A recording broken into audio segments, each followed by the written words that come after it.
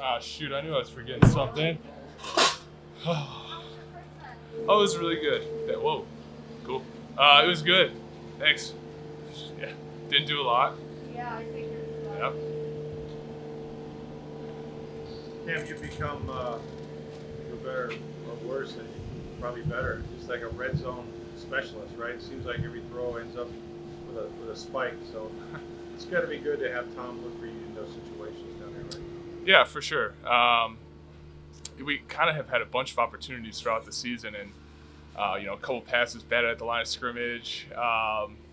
Just not on the same page, kind of just like we were right there on a couple earlier in the year. So it's good to finally connect on a few here down the stretch. But yeah, once you get down close there, speed's not really that important. So like, that's good for me. It's about finding space, find like subtle ways to use your body to get open, and coach does a really good job putting us in good spots to make plays, and Tom's done a good job finding me. So a lot of fans are wondering who's this guy coaching our team this week. What would you tell fans about Goody? Oh yeah, so Goody is our offensive line coach. So I obviously work with him, being a tight end. He does a lot of stuff in the run game with us, and he's a guy that kind of no nonsense.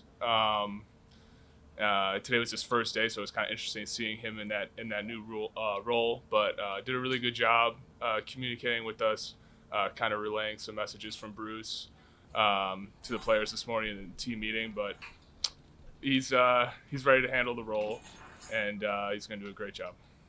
What do you miss most about BA not being on the practice field today? I always kind of am amused when he's in his cart, just looking over. He's just chilling in his cart the whole practice. So miss seeing him out there. Obviously, his presence is really important to the team. He'll call guys over throughout practice to his cart and just kind of go over some little details and plays. And obviously, we all really love Bruce and hope he's feeling well and can't wait to have him back. But Coach Goody's going to do a great job filling in for him. As somebody who personally dealt with COVID, and obviously these cases were popping up all around the league, you guys have really done a good job of keeping it out of your building. And then all of a sudden, the beginning of the week hits, and it's like Coach Garber and Mike Evans, and then it just keeps going on. And then Coach Arias. Like, what was your reaction when you started to get the news that you were going to be down a few guys this week, including your head coach? Right. Kind of seemed inevitable, to be honest, based on how everything was going around the league and around the country as a whole.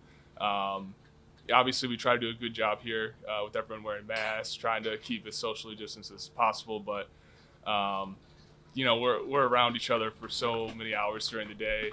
Obviously, if one guy gets it, chances are he's not going to be the only one. So we're taking further measures as a team to try to make sure we try to keep this at bay. But obviously, guys are going to have to step up. We had the injuries at receiver, and Cyril and some other guys stepped up, played really big. And obviously, with COVID, that's going to probably be an issue over the rest of the regular season and maybe into the playoffs as well. So kind of just next man up approach and try to keep as healthy as possible. Yeah. Kim, this year more than ever, it seemed like, for a while there, it was obviously great players and they stayed on the field, but it was Chris, it was Mike, it was Leonard, it was Gronk, right? That's been primarily where a lot of the targets go. They played a lot of snaps. Is it hard for you guys to jump right back into a rhythm with Tom when you're not getting the game reps, obviously, but also in practice it's not as concentrated? Yeah, no question. Obviously, those guys are irreplaceable, and no one guy's gonna fill in for Chris or Mike or Leonard. It's definitely a group effort, but yeah, it definitely presents a challenge not having those reps. Really, those game reps is kind of the key, and missing out on some of those. Missing out. I mean, with those three out, that's probably 70% of our targets. So it's definitely, as like a collective, we're going to have to figure out how to replace them and hopefully get Mike and Lenny back pretty soon here. But yeah, it's just going to be about guys stepping up, and Cyril did a great job on Sunday, and yeah, we have a bunch of really good receivers whose numbers are going to get called at some point down the stretch here. So yeah, it is key to kind of get these reps in practice and these last couple of games, try to get on the same page with everyone heading into the playoffs. After that Saints game, after you guys had all those injuries, what were practices like? Because you guys had heavy tight end usage in this game, right? As blockers, as targets. What were practices like? You know, when you were trying to get back on the same page with Tom? We can't, make it bigger than it is. Obviously, that was a terrible game.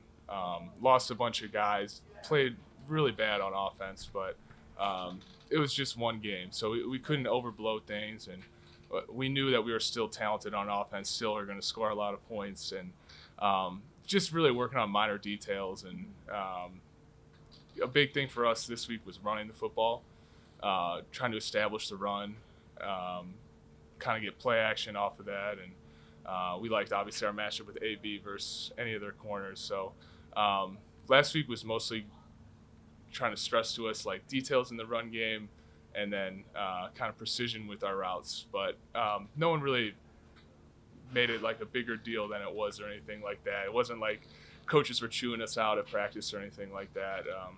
We knew we didn't play well, and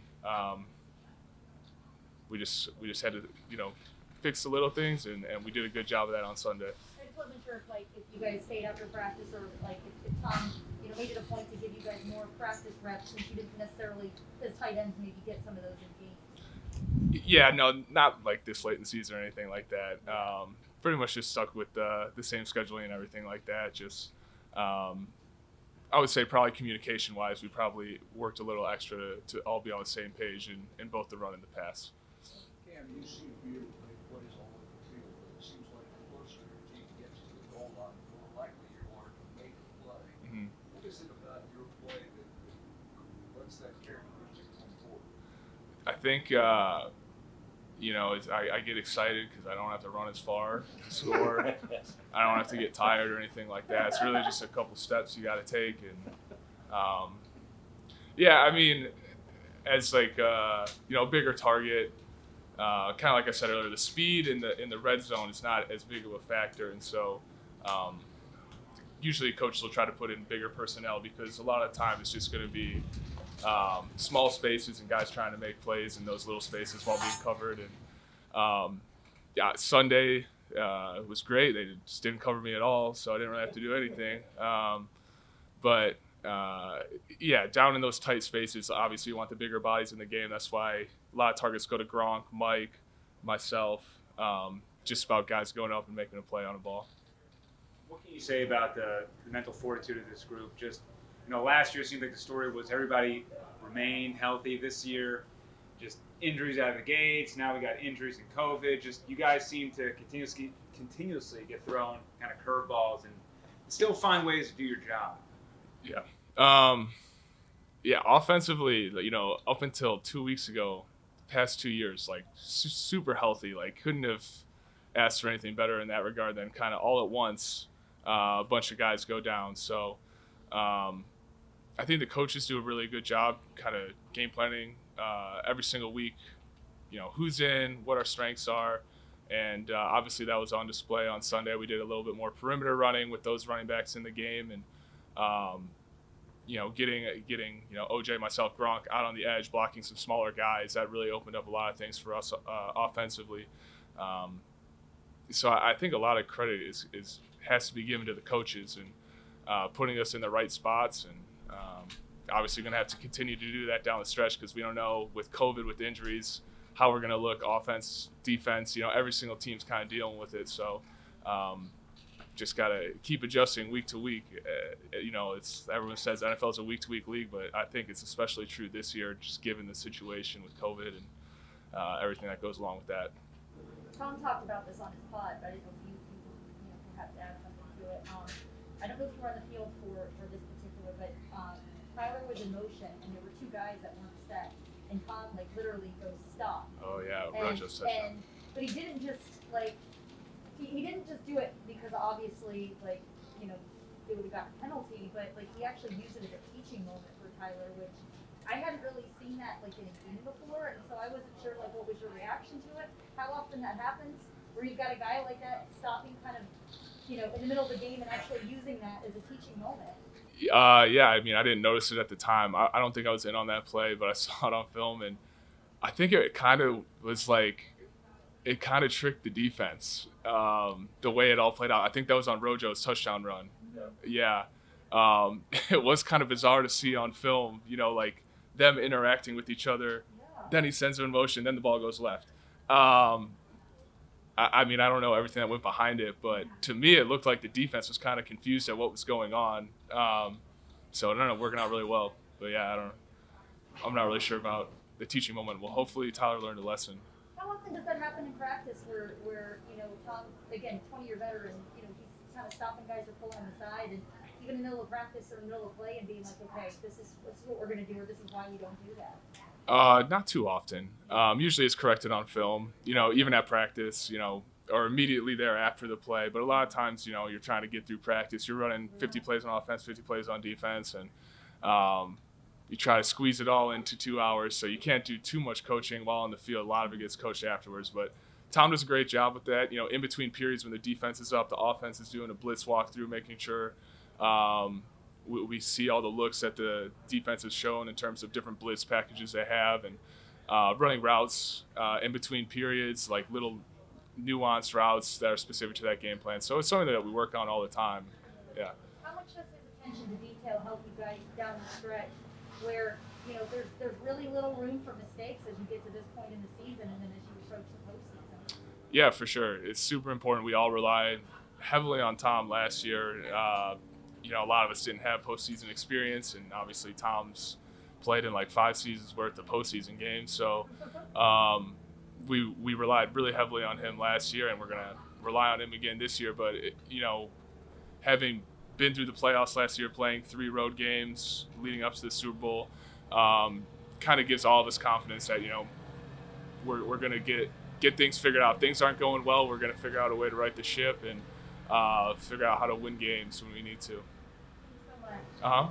Okay, thanks, guys. Cool. What Happy did New you Year. get for